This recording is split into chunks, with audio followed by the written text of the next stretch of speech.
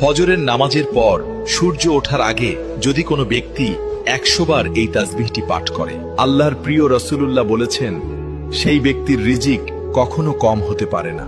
সূর্য তার দিক পরিবর্তন করতে পারে, তারা আকাশ থেকে খসে পড়তে পারে, কিন্তু আমার নবীর কথা মিথ্যা হতে পারে না।